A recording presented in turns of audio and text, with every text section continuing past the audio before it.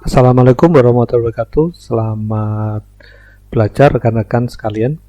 Jadi kita sudah belajar hampir total 16 minggu. Jadi minggu ke-16 saya coba berikan review fokus pada power plant. Bagaimana siklus termodinamika itu diterapkan pada industri power plant atau industri pembangkit daya. Nah, sebenarnya pada saat kondisi di lapangan itu steam power plant adalah bisa saja dia spesial khusus hanya steam power plant yaitu siklus Rankine atau siklus gabungan yaitu antara siklus Brayton dan siklus Rankine atau siklus gas turbine dengan siklus steam turbine. Nah, di sini saya coba cek apa capaian pembelajaran kita harapkan. Jadi di sini kita harapkan mahasiswa mampu memahami penerapan aplikasi siklusnya termodinamika pada kondisi aktual power plant di industri pembangkit daya. Nah, sebenarnya kita sudah banyak belajar di minggu-minggu setelah UTS itu bahwa tentang power plant, yaitu dimana mulai dia khusus hanya bicara tentang steam dengan fluiditas steam dan akhirnya dikombin dengan fluida gas yang diwakili oleh siklus Brayton. Nah, pada saat kita bicara siklus gabungan, rekan-rekan kemarin kita sudah mengenal namanya combined cycle. Di sini adalah gabungan antara siklus Brayton dan siklus Rankine, di mana di situ ada satu unit yang menggantikan fungsi furnace atau ruang bakar yaitu HRSG, Heat Recovery Steam Generator. Jadi fungsinya adalah menjadikan tempat untuk memanfaatkan panas kembali yang gas buang dari gas turbin yang suhunya masih tinggi digunakan untuk memanaskan air, digunakan untuk mengubah mengkonversi fluida air menjadi liquid menjadi superheater ataupun uap panas lanjut. Nah, bagaimana ini kita desain berdasarkan dengan lebih sederhana agar mudah dipahami, jadi mahasiswa bisa melihat alurnya dan alur gas juga alur dari steam tersebut. Nah, bagaimana dengan aktual di industri? Saya coba tunjukkan bagaimana dengan di industri. Di industri sebenarnya pada saat rekan-rekan menguasai konsep ini akan bisa menerapkan juga konsep di industri. Nah, contohnya di industri seperti ini. Nah, saya ambil beberapa tempat, yaitu pertama ini heat balance diagram miliknya steam power combined cycle juga, di mana ada miliknya siklus Brayton, ada juga siklus Rankine. Ini milik PLTU Gresik. Ini saya tutup sedikit memang. Dan ini ada sebagai pembanding. Saya tunjukkan yang ada di buku kalian ini. Ini milik perusahaan PLN juga, tapi gratis. Jadi sama fungsinya untuk menghasilkan listrik. Tapi ini lebih tidak jelas memang. Namun secara prinsip, rekan-rekan pada saat memahami siklus Brayton dan siklus Rankine akan tahu cara menerapkannya. Nah, saya tunjukkan yang agak lebih detail dan lebih jelas, yaitu miliknya heat balance-nya pembangkit dayanya di Gresik, yaitu pertama di sini itu rekan-rekan bisa melihat bahwa di sini ada miliknya siklus Brayton, ada kompresor, ada combustor, ada gas turbine, dan keluarnya. Nah, rekan-rekan lihat di sini. Sebenarnya Anda bisa lihat legend di sini, ada note di sini, di mana ada keterangan bahan bakar yang digunakan adalah natural gas, dan ada beberapa satuan yang digunakan, dan juga output daya yang dihasilkan. Nah, di sini yang mungkin rekan-rekan perlu pahami, pertama di sini ada yang dinamakan CC, informasi CC, ada informasi SC. Apa yang dimaksud SC sama CC? Jadi CC itu adalah combined cycle, kombinasi. Nah, SC yaitu simple cycle. Kenapa? Karena pada saat kondisi tertentu bisa saja siklus Brayton ini dioperasikan tanpa siklusnya Rankine. Pada saat mana? Contohnya pada saat start proses.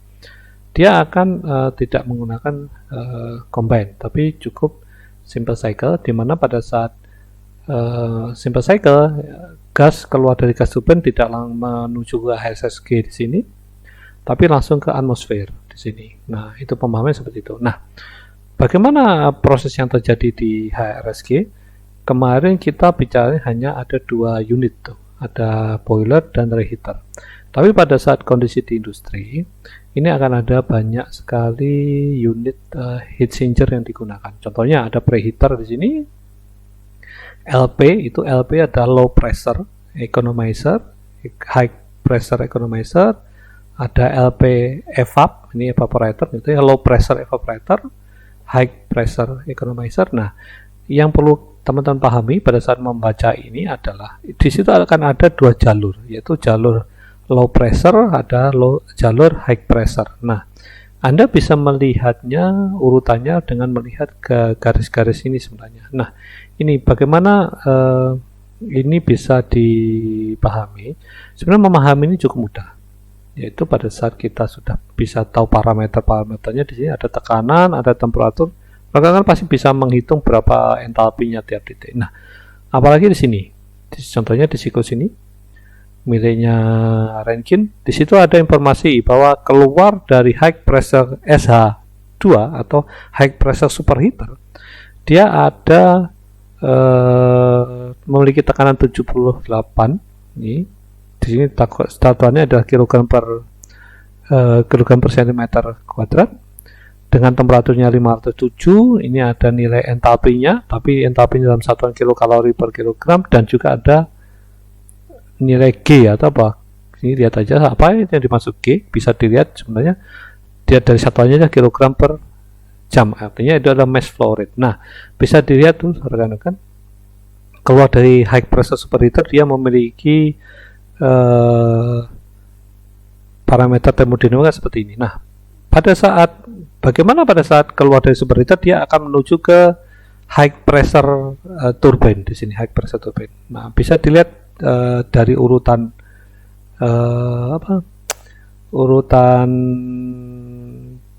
garisnya, flow diagramnya.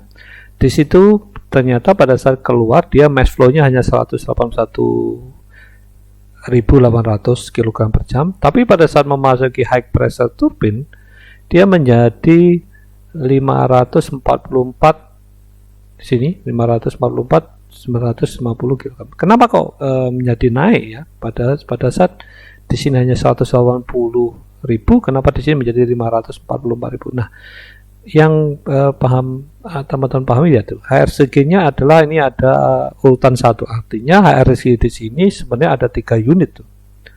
Jadi ada 3 unit HRSG yang bekerja berbarengan secara paralel, makanya dia akan bisa menghasilkan steam dari 3 unit di sini, unit 1, unit 2, unit 3. Nah, pada saat ini digabung masuk ke high pressure turbine. Nah, dengan seperti itu rekan-rekan akan bisa memahami bagaimana urutan prosesnya ini. Nah, dari urutan proses itu rekan-rekan akan bisa memilah-milah tiap alirannya. Nah, jadi kalau kemarin kenapa ini hanya beberapa garis saja? Ya, karena di latihan soal kita, saya ambilkan jalur yang lebih simpel. Nah, kenapa?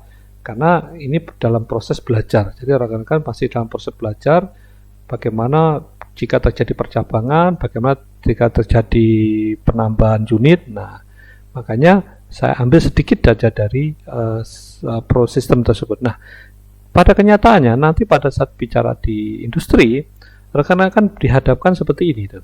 Akan didapatkan data-data seperti ini, di mana ini diambil pada saat beban 100% beban. Nah, akan didapatkan parameter termodinamika seperti ini. Nah, di tiap titik teman-teman akan bisa melihat ini ada namanya oke, agak kelihatan ada pompa di sini. Ini ada juga pompa di sini, CP, circulating pump. Nah, Di sini teman-teman nanti saya upload, teman-teman silahkan di download dan bisa melihatnya lebih detail, lebih kecil. Karena apa? Karena lebih di zoom, jadi bisa melihat parameter tiap titik. Nah, tapi yang perlu, hal simple yang perlu Anda pegang adalah bahwa jalur ini akan bisa Anda urutkan di tiap unit per unit. Nah, makanya gini akan terlihat di sini. Nah, baru di sini akan terjadi masuk ke high pressure turbine. Nah, dan ingat di sini di titik ini sebelum menuju high pressure turbine ada sebagian steam yang diambil. Nah, kenapa? Karena digunakan untuk memanaskan air yang mau masuk ke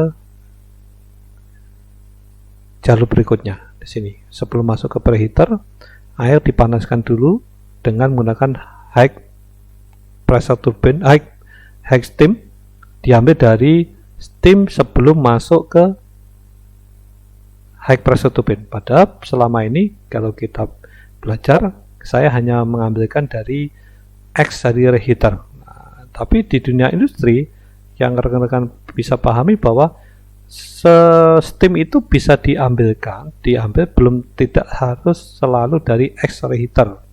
Bisa saja diambil dari steam sebelum masuk ke high pressure turbine. Nah, di sini tuh. Nah, di sini. Nah, jadi berapa flow rate-nya ini bisa dihitung. Nah, dengan itu Anda bisa menghitung perpindahan panas maupun kesetimbangan energi yang terjadi di mesin tersebut. Nah, begitu cara memahaminya, teman-teman. Saya pikir Anda perlu praktek, perlu membaca. Nah, nanti akan Anda bisa pahami bahwa memang kelihatan rumit, tapi setelah Anda banyak belajar di sini, saya yakin Anda akan bisa memilah-milah informasi-informasi apa yang Anda butuhkan dan digunakan untuk menghitung apa. Contoh sederhana adalah berapa panas yang diuapkan di low pressure evaporator. Nah, artinya Anda merujuk pada unit ini. Anda tinggal menghitung berapa parameter masuk dan parameter keluar dari low pressure evaporator. Nah, sayangnya di head balance diagramnya Gresik ini saya tidak memiliki data yang utuh operasional tiap harinya. Namun kalau kita cross check dengan data miliknya sini, ini miliknya Grati, ini cenderung sangat lebih detail dan lebih akurat. Saya lihat tuh, dia menggunakan bahan bakar ada dua macam, natural gas maupun high speed diesel, dengan beban dari 25% sampai 100%. Nah, bagaimana membacanya? Ini loadnya ini bisa dibaca 100% sampai pada saat titik tertentu bebannya bisa 110%. Nah, bagaimana informasi-informasi mass balance-nya bisa dilihat di sini loh.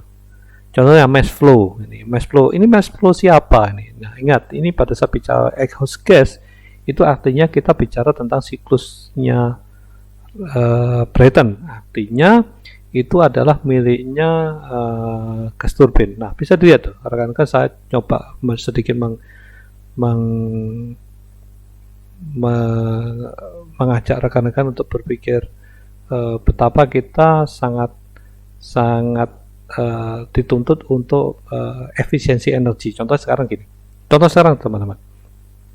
Untuk pada saat kita punya beban 100% di siklus, itu berarti kita akan membutuhkan 1.500. Nah, ingat ini 1.500 ton per jam. Apakah itu? Itu yang kita butuhkan adalah udara. Jadi, ingat siklus Brayton akan membutuhkan udara. Jadi artinya pada saat 1.500 ton per jam itu ada sekitar 416,67 kilo per detik udara. Artinya kita akan ke depan kita itu akan semakin berkompetisi dengan power plant untuk mengkonsumsi udara segar. Ingat pelajaran SMA bahwa maupun pelajaran kimia ya, pada saat kita bicara pembakaran kita akan selalu membutuhkan oksigen. Nah, pada saat kita mengoperasikan power plant ini kita akan membutuhkan oksigen untuk bisa gunakan sebagai fluida kerja. Ingat, pada saat kita lihat ini, kita akan butuhkan 1.500 ton per jam atau sekitar 416 kilo per detik. Dan dalam 1 detik akan ada oksigen.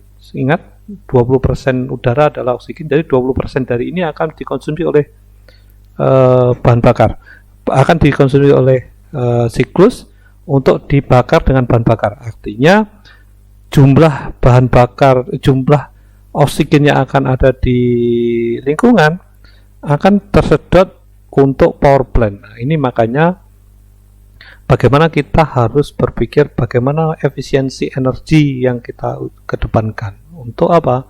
Untuk memberikan kesempatan bumi ini recovery. Salah satunya apa? Pada saat oksigen dikonsumsi banyak oleh power plant, maka otomatis kita membutuhkan suplai oksigen untuk manusia juga. Itu yang saya sedikit reviewkan. Nah, teman-teman bisa lihat tuh berapa informasi-informasi data yang akan bisa dilihat bahwa ini di stack, ini ada di economizer, ada superheater, informasi temperatur, dan informasi tentang massa mass flow rate-nya. Nah, dan juga informasi tekanan di sini. Nah, di situ rekan-rekan akan bisa melakukan kalkulasi, misalkan ini Anda melakukan OJT di suatu perusahaan yang mengoperasikan power plant, Anda bisa melakukan kalkulasi bagaimana steam efisiensi dari siklus yang dioperasikan. Nah, tentu dengan modal data yang seperti ini, lengkap seperti ini, dan juga pemahaman siklus yang Anda sudah pelajari di termodinamika. Silahkan Anda coba pelajari, silahkan berdiskusi, dan saya akan berusaha menjelaskan apa yang saya pahami, dan rekan-rekan yang lain, dosen-dosen yang lain akan juga menjelaskan informasi yang mungkin saya terlewatkan dari yang saya sampaikan. Atas perhatiannya saya ucapkan terima kasih, selamat belajar.